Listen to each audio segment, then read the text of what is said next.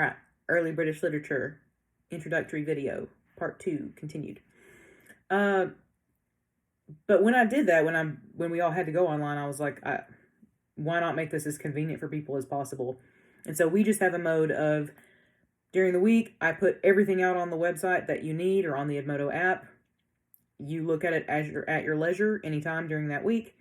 And Tuesdays at 11:59 p.m. is always when things are going to be due. So if you have a quiz, that's posted on Tuesday. It's due on Tuesday. If you have a test, posted on Tuesday, due on Tuesday. If you have homework, it's due on Tuesday. So it's just every Tuesday something is due. I will always be posting weekly reminders on Edmodo about what is due from week to week. But just remember that the assignment schedule is like your play-by-play manual for the course. So you can always know I've got the whole semester on there. That I think is in probably the post below this one. Just make sure that you click to expand all the attachments. It's a PDF. Just keep that at hand and you'll see the whole semester stretched out ahead of you and what's going on from week to week. But in addition to that, I'll always post the reminders as well. As far as where it says, you see like course objectives, course competencies, I'm not saying that those things aren't important, but you can read those on your own because that's what the Tennessee Board of Regents wants you to get out of this class. The prereqs for the course, you should have taken Comp 1 and Comp 2 in order to be here now. The only supplementary materials you need is basically just, you either need a tablet or a computer to utilize Edmodo. Now, you can use Edmodo a lot on your smartphone, and I do. I use the app for a lot of stuff and highly recommend it. The only thing that the app is not good for is if there's going to be a couple times where you have to submit assignments and you're going to need to do that from a computer. And then when you take the test, the actual exams, there's 3 of those, you will need to do that from a computer because there's some matching questions and they don't work super well on the phone. But yeah, otherwise you'll just need some kind of device on which to use the internet and access Edmodo. There's no textbook. There's nothing else you have to buy. If the ads ever annoy you on Edmodo also, because it is a free website, but they just have the occasional ad, you can click the 3 dots next to it and say hide sponsored content, and it'll go away. Grading scale, same as always. You should know this by now. Now, for those of you who have had me before, I think most of the people in this class who do know me have already had me for an online class, and so it's going to run extremely similarly to the ones that we had before, except that we just aren't doing anything with Discord this time. Everything we do is on this website, Edmodo. But I do want to let you know the grading is totally different from a Comp 1 class or a Comp 2 class. There are no papers for this class at all. So for some of you, you're going to say, yay. There is writing. You're going to be doing writing on your exams, but there's no essays. Participation is 10%. And the way grading works in my class, by the way, I'm just going to go ahead and tell you, I don't use momentum for anything at all. You will not be going on momentum at all for this class. Everything will be on Edmodo, and grades will be conveyed to you directly. I have an open grade book, so you can ask me at any time how you're doing, and I will always share that with you. Just let me know. That's how you find out. But I don't put grades on Edmodo. You're not going to be submitting things. Excuse me. I was meant to say momentum. I always do this. I'm not going to re-record because I'm too lazy. But I don't put grades on momentum. I don't put assignments on momentum. You're not going to be putting assignments on momentum for this class. I didn't even put the syllabus on there. So, like, we don't use it. Momentum is persona non grata. We do Edmodo instead because I find it to be a better interface and just simpler to use. But the way the grading works, it's pretty simple. Everything you do in this class, and you can see from that syllabus, has a point value that adds up to 100. And that's it. And so everything that you don't do for this class just takes you down from that 100, from that maximum possible grade by a certain number of points. So participation is 10 points or 10%. That includes conferences, overall preparedness, timeliness, attitude, respect, professionalism, consideration for others. Most of all, engagement in class discussions and activities. So how we measure that is that pretty much every week, there'll be a couple weeks where I give you a break, but pretty much every week in our class, there will be a discussion prompt. on Edmodo. And that's how you earn your participation points. Now, this first week, for the homework that's due for the 25th, that's not a discussion prompt. That's just your first homework assignment. You get actual homework points for that. But oftentimes there'll be just informal discussion prompts, and that's how you get those participation points. If you don't participate in those, you lose points. And I will update you several times throughout the term as to, how that's going. Tests is 60% of your grade. There are 3 exams, and they each count for 20%. And we'll talk more about the tests when we get there. But they will be posted, honestly, probably earlier, but I always say they will be posted by noon as kind of an absolute guarantee. Like, I don't know, in case there's some kind of a glitch or in case I'm running late or something happens, I can absolutely guarantee to you that quizzes and tests will be posted by noon, likely before. And then they close at 11:59 p.m. So you basically will have at least 12 hours for every assessment. Now, once you start any assessment, so like for instance, the test, if there's like an 80-minute time limit, once you've started it, then the clock starts ticking, and then you have 80 minutes to complete it. And we can get to that more later. But basically, you've got that 12-hour period during which you can start it at any time.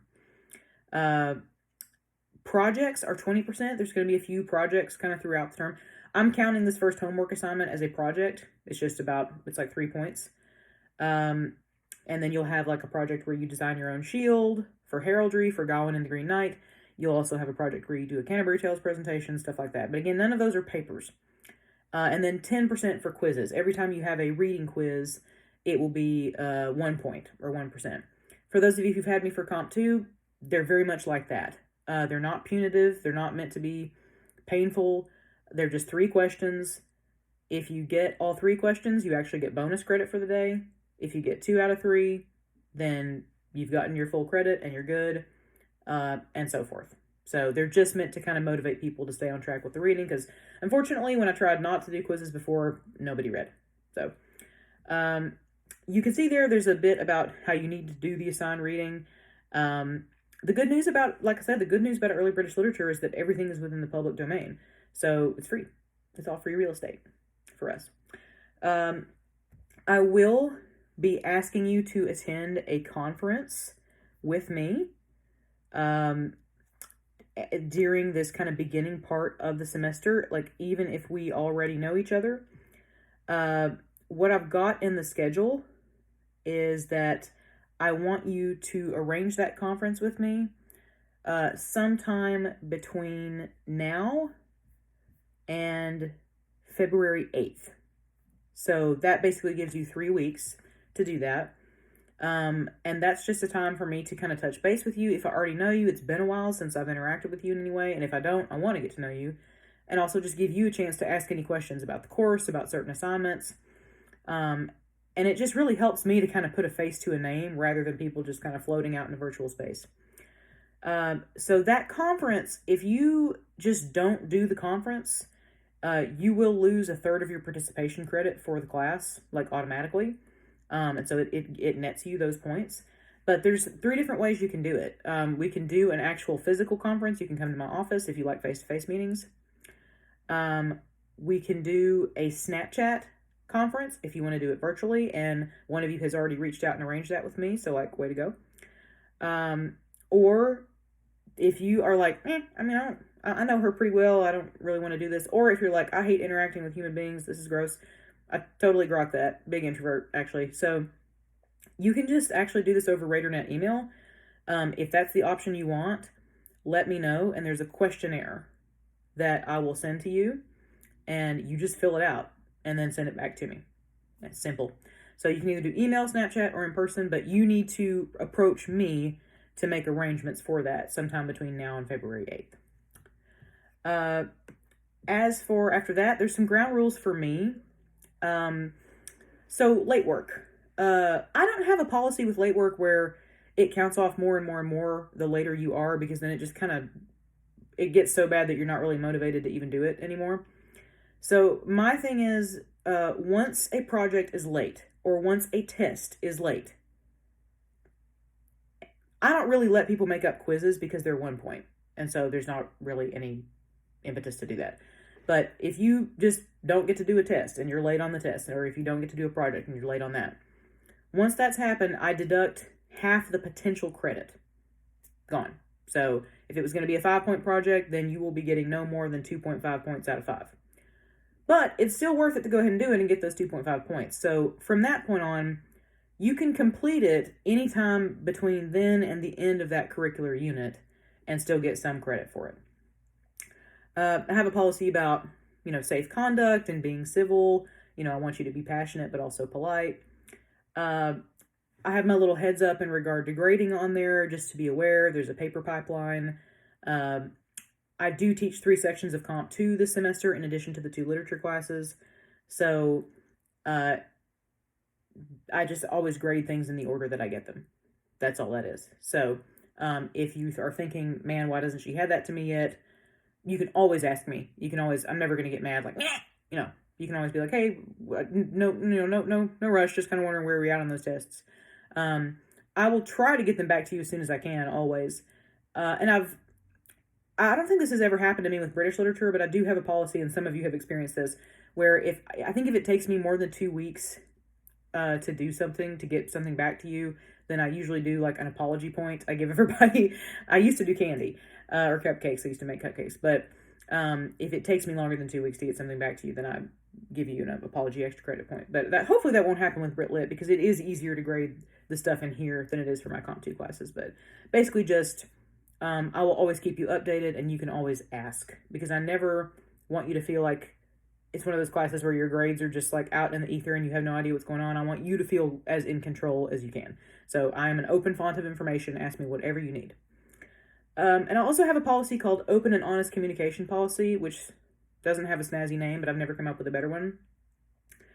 Basically, the idea of that is, if you ever have anything that, like a beef that you need to discuss with me, if I have ever said anything that has hurt you, number one, I promise it was unintentional. I'm not a Snape type teacher. I'm not particularly snarky. That's not really my vibe. But if I've ever hurt you, or if we're ever doing something that you don't understand and that you just think is a dumb assignment, I am just asking that you come and do me the favor of talking to me about it directly first before you go above my head and complain. Because whatever it is, whether it's a curricular thing or the way I teach or whatever, by the time it gets through 5 people and then comes back to me, it gets so warped that I don't even know what I did or who I did it to. Whereas if we can have a direct communication, then I can make it right, or at least do my best to make it right. And at that point, once we've had that conversation, feel free to move on up the line if you feel like I haven't addressed your concerns. But I would much rather have somebody, come to my office and, like last semester, somebody sat me down and they were like, I really think you need to do some more curricular videos on this topic. We needed more on that. And I was like, thank you. I really appreciated that. And then that's going to benefit you as opposed to 5 administrators hearing about it. You totally have that power as a student. I'm not saying you don't. You can go to the dean. You can go to whoever you want to. It's just a request on my part and me trying to make myself available. I'm not one of these teachers that's like, I am the paragon of all wisdom and how dare you come to me with suggestions. So I try to be pretty easy to work with. All the stuff about students with disabilities, CTAT, help desk, syllabus changes, you can read that on your own. You have eyes. Plagiarism and academic integrity. The way that comes into play here for this class, obviously with cheating, the professor has the right to give a 0 on the individual assignment / exam, or a 0 or an F for the entire class. So we are empowered to do that. You've heard me probably say this before. If you know me, my old boss used to say that plagiarism is like running into an 8-lane highway for a nickel. The risk far outweighs the reward. But the way it comes into play most commonly with this class, the tests are open book and open note. And what that means is, for the exams, you can use the actual material that you're being examined over, and you can use anything that I have given you. Anything. Any of the notes, any of the PowerPoints, any of the discussions, anything that's on Edmodo. You can use all that during the exam. What you can't do, and what is cheating, is for you to just go on the internet and go to Google and find answers in the web at large. because that's not assessing your familiarity with the materials of the class. And that is cheating. And so that has happened before, unfortunately. And the thing is, I can tell if you do that because these answers will come up that are like completely out of nowhere and like, we didn't discuss this. I don't know where this is coming from. So just be aware of that. But honestly, I'm really hoping I don't even have to deal with that at all this year. And if you have questions about that, let me know.